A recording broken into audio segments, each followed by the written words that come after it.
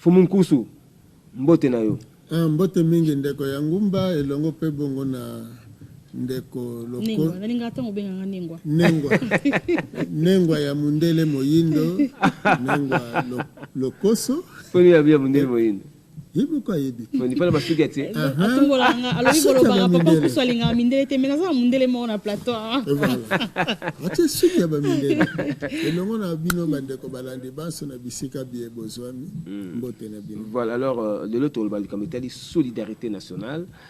Ici, Tolandaki, son excellence monsieur le ministre de la communication et des médias, Lambert Mende Omalanga lobby. À lobby, il faut tout sangana parce que Moka et Zali Lelo, objet à complot sur le plan international. Donc il faut tout sangana, tout lingana, tout yeba, ndengni à défendre Moka. Maton de Mingendeko Yangumba, na koliki a été. Et balani na autre baka mikolomis. Ouais. Ete Congo na biso. Mabele oyo. Frontière na yango ba limite nango. Ezali ya conférence de Berlin. Yango na mindele baza komona ngo lokola province na bango. To bazo ko ba komona ngo colonie na bango. Mabele oyo bakisami na Belgique. Nde lokola bango Europe eza ya bango. Afrique bazo continuer ko considérer yango lokola ezali kaka tina lelo yo na maboko na bango. Lolenge wana tuza ko sembola pe ko limbola bandeko ete yambo nanu na bamboka o ezali voisin na biso. Na ba ebanso ba yoka kalingala. Ba dirigeant lokola bana mboka. Boyeba malamu. Pasi na biso e utaka na mikili ya poto. Bondi mate bamboka na bino ba utiliser yango to basale lango lokola ba base arrière pour na ko déstabiliser Congo. Ko kanisa tete soki Congo e bebi yo bongi, c'est au contraire. Soki Congo e bongi, nde bamboka na bino pe bongi. Soki Congo ko bonga te, boko tikala ka pe ko bonga te. Pamba te bomengo oyo eza na kati Afrique centrale. Mba musu bozwaki libaku te ya kotanga ngo na bakelasi. Kasi boye babwe. Lisu ya moi oyo eza lisu ya tata mokeli ebeta awawa na mabele ya Afrique centrale bakeli biloko nyonso tina yo mutu ebandeli awa nyonso na Afrique centrale yango esali ke Afrique centrale ekangi ba minere ya sorte nyonso oyo ekeli biloko nyonso ya mokili seulement la kati ya Congo mabele babengi Congo metolobi Afrique centrale boso sola bongo ke na kati ya Afrique centrale mokokoli siko eza Congo. Parce que site touristique mongo eza la kati ya province ya Chopo. Là c'est toute l'action dans notre Congo. C'est-à-dire le centre de l'Afrique, c'est vraiment dans notre pays. La kati ya province ya Chopo. Yango tozolimbola. Là c'est vers ba wamba kuna. Soki bozwaki tango boya kotanga mibeko mebikela, bonyaki boye besika bakela ki mutu ya yamu. Et bongaki boso cela sikoyo environnement na ye etenyo ya vandeli. Pona nini Congo? Soki ozwi Congo, ozwi mokili mobimba. Europe a comme grande puissance, pamba te azwi Afrique na maboko na ye, pe azwi batu ya mayele, azwi biloko ya mayele. Toza konyokoma po baza koyela biso lokola batu bakendeke na zamba bake koluka nyama to pe molobi mbisi akene bale koluka mbisi. Donc mokolo mutu mwindo akososola ete nyonso mundela yaka nango awa eza pona intérêt na ye mundele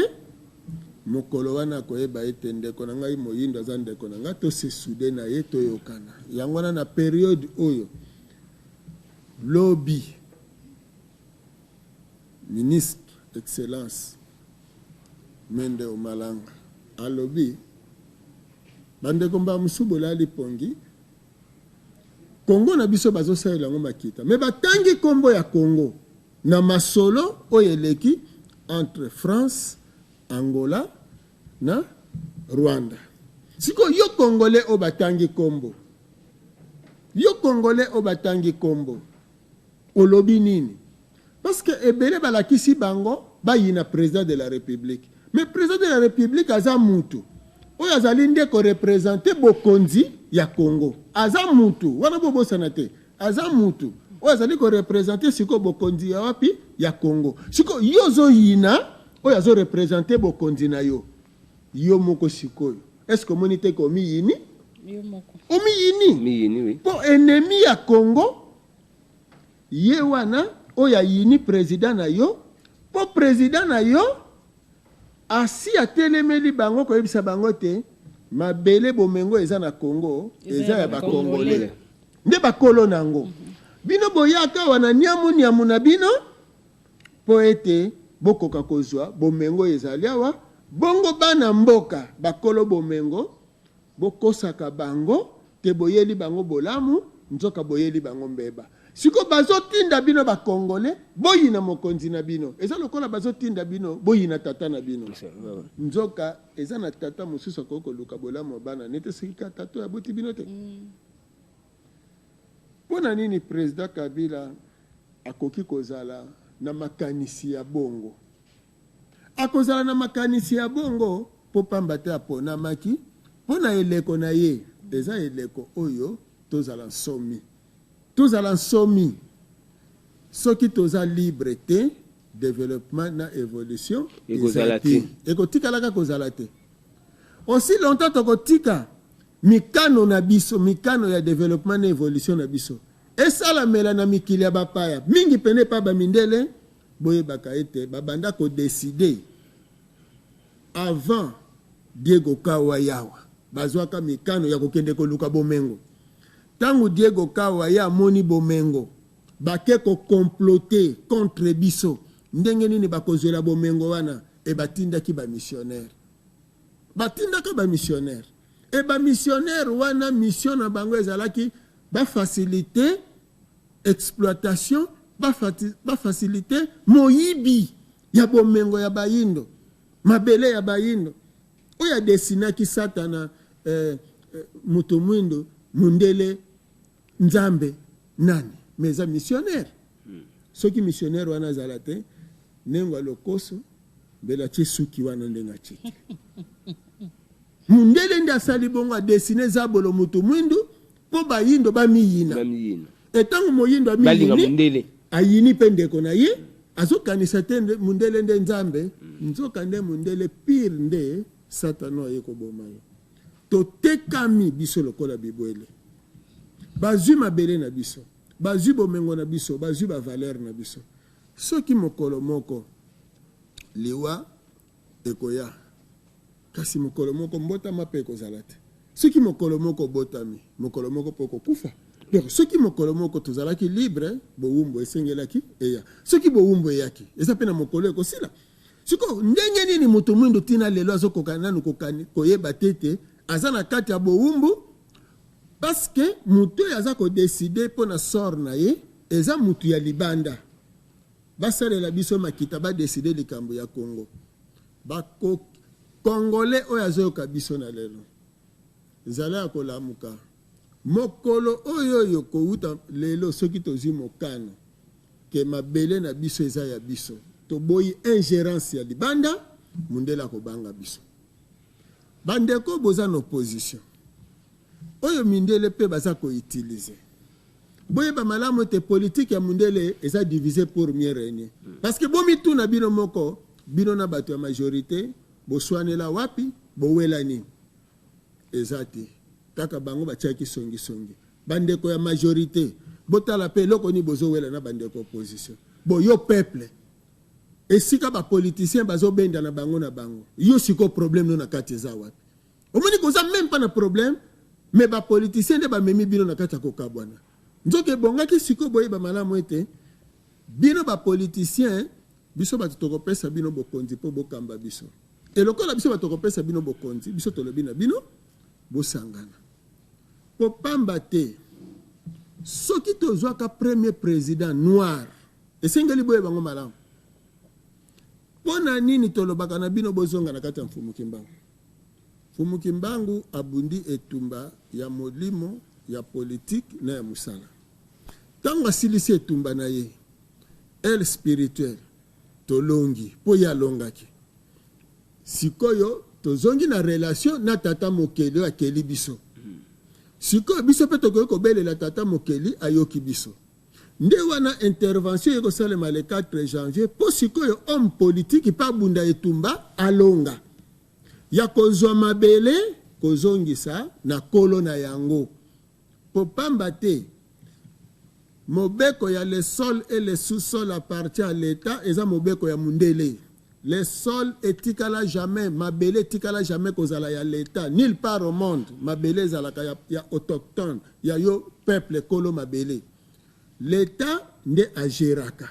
alors tant topesi administration na biso bokonzi akamba biso ndenge ni mabele komi ya ye te mabele eza ya biso tokofuta nde taxe ya l'État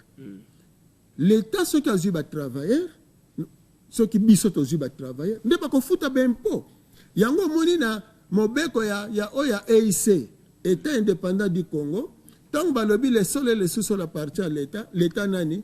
l'État État indépendant du Congo propriété privée ya Léopold II abengisi sikoyo bakolon belge alobi bo mabele yango bokota na bato na nini bo exploiter tant babandi ko exploiter bango nde bazofuta taxe ba travailler bazofuta impôt pour mabele comme kia bamindele siko tangu tozi indépendance mais mabele faut ezonga banani il faut ezonga ya biso mais jusque wana bazongisila ki biso mabele te mabele l'État asimbi et siko mundele asali nini azwi ba pion na ye o ya formaki na ba école atie bango na administration pour ba servir ye nde passe tozanango sikoyo premier président politique oya kotaki Kasavubu mission oya azalaki na yango ezali ya kobotola mabele na biso na maboko ya mindele po tozala totalement libre alors il fallait à se confier na monde spirituel na biso oyo mfumuki mbango ayelaki ye a continuer na monde spirituel étranger ce qui est étranger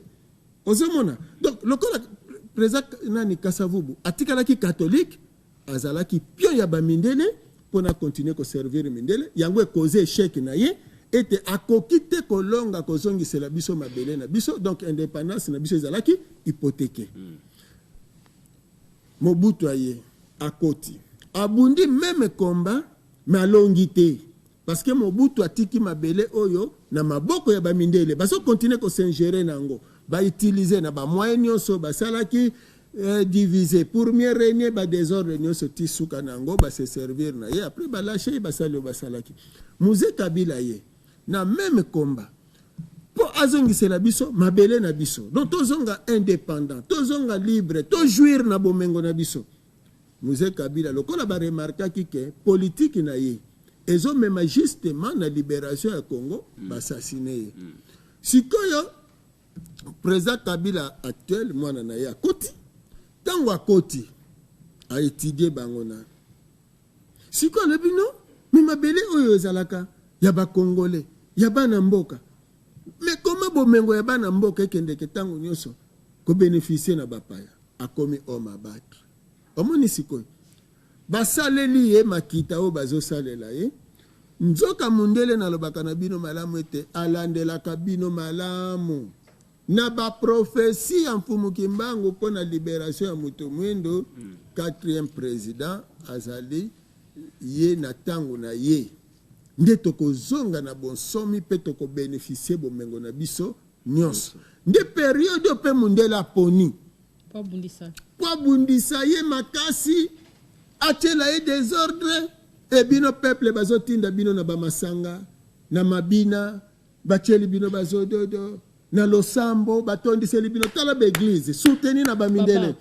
baba retondi kaka bango bamindele bazomelisa bino masanga baza ko distraire bino parce que télévision bopesa ngangonga muke mokolo boko pesa ngangonga mais makamozolo ba ozolo bazo ka bon kasi nazo liberté tata zela ko botola ngana ma tu peux 24 heures on le ba nga na lingina télévision mais le programme mais histoire nous obeta toujours kayo c'est bon ba soki na réclamer loko nanga parce que kalaté okokatanga au 20 minutes au 30 minutes nazolo bana tina de papa ko makamozolo ba tina makambo bazo sala biso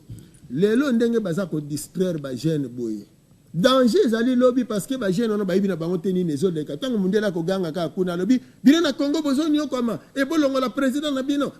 botelemi alongwa nzoka boyebi teke mundele tina zolongolisa ye po bentere na ye mundele ezokufa bentere ya bino peuple nde ezoya nde sina siko azoluka komenase ye amenase boni baboma yaki bavita na kati yo te omoni olobi makambo ba rebelle makambo ba église ebele papa Nkosu biso pe peuple na si to si to loba makambo yo to belele yango mingi ba rebelle to belela gouverneur à ville azo mebeko ba etika kobeta musique makasi à longueur de journée d'église tapage diurne et nocturne avenue soki 6 églises soki bandi ko yemba ko teya banini makelele boko pema télévision ebele tondi tikala to bana makambo nyosoko bolobati gouverneur à ville to si to loba makambo oyo ba bourgmestre ba sala misala ba télé ba gouverneur à ville télé na makambo po makambo pe esila nani ya ba bar betaka musique makasi belé est-ce que ba tu po ba mela masanga faut makelele kaka makelele non makambo pe tozoloba biso mo pe tozana makambo à bras le corps comme on dit tout ce qui c'est yango matondo mingi boyebi po makambo etambola bongo mokano mibeko mtezalaka mibeko menga tuni bino motuna to appliquer mibeko ezali kasi yango na tuni mituna na bazolanda soki lelo président de la république alobi ke mobeko ezali na mboka na ngai Congo bar na kobanda lundi ti vendredi mutu soka ke musala zongi alala ndako samedi outi musala oye opemi soko komela masanga de 17h ti ba 23h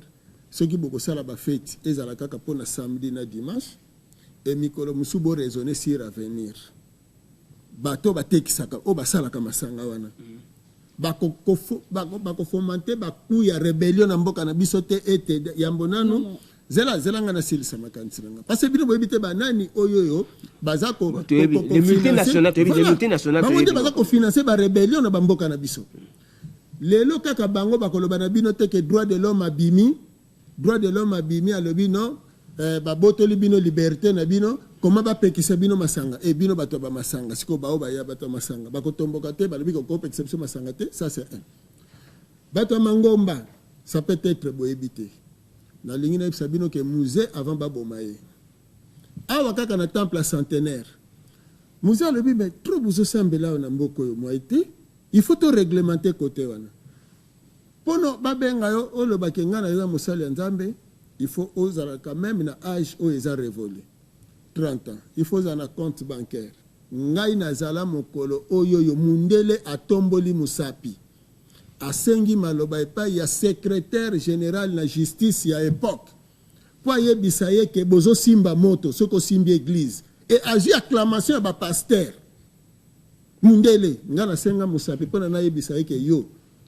Amérique na yo oyo ozolobela lelo ke no yo ozali na de patrie Congo na Amérique est-ce que tongami na losambo yo ozoya kofinanse awa bajane bamipesa na losambo bino botongi mboka na mosala malheureusement bapesa ngai maloba te bozomona biloko wana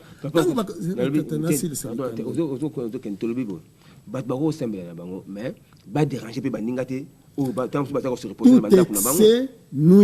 tout excès bakelele nde baboyi muta parce que mboka na biso il y a la liberté de religion bien sûr mais baloba en français liberté nyonso eza na ba limite nango et puis liberté na yo et ceux qui place ya ola moninge bandi matondo mingi ceux qui liberté na ngai yo kana mais on résolve te papa Nkosu makelele nde éthique et puis ba réglementer pe ma création d'église yo créer église oza kutu na place ya ko installer église en côté ou ko installer église dans le pan place ba futelaka ba tu ba mandat ko belé avec une cour commune yo tika église ba réglementer yo kana to réglementer il faut dénoncer ba complot omoni muto babengi Osborne aya wana 69 kuna makambo ya guérison miracle na pont Kasavubo ki akotelemisa bakoka est-ce que atelemisa bakoka alobisa bababa ebandeli ya ba mouvement pentecôtiste oyo ye kosala siko teler tokomi na 71 politique à recours à l'authenticité ye ba ko créer ba groupe charismatique donc il faut beaucoup comprendre matondo mingi yana zoli matondo soki okangi biso tozoko ba kolimbola ete na ngonga oyoyo mindele tellement basaleli biso makita bayebi ke na période ezali période otozonga na bokonzi na biso président Kabila aza na mission oyo esengeli atika Congo indépendant donc mokolo oyo akosilisa bokonzi na ye Congo eza libre Congo na maboko ya peuple et non na maboko ya mindele yango moni alobaki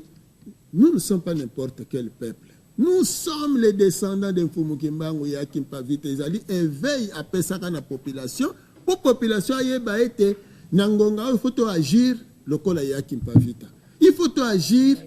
lokola ndenge Mfumu Kimbangu agisaki donc ba congolais faut bazala côté le manalelo oyoyo pas seulement ba congolais soutenir na ba africain noir ba pays voisins il faut soutenir Congo na mission azanango parce que ce qui est le Congo abimi vainqueur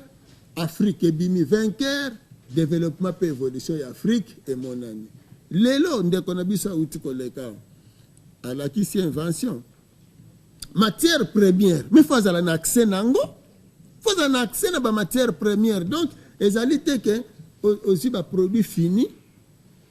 au sali au recyclé batona bako kanga yo kaka na ko pesa un exemple moko ya leza les vireries d'Isaïr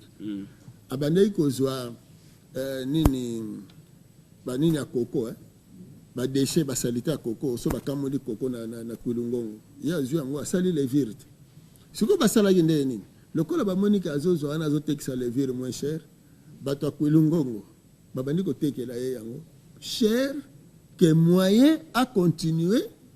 kosala levira wa ezate ba bloquer ye pour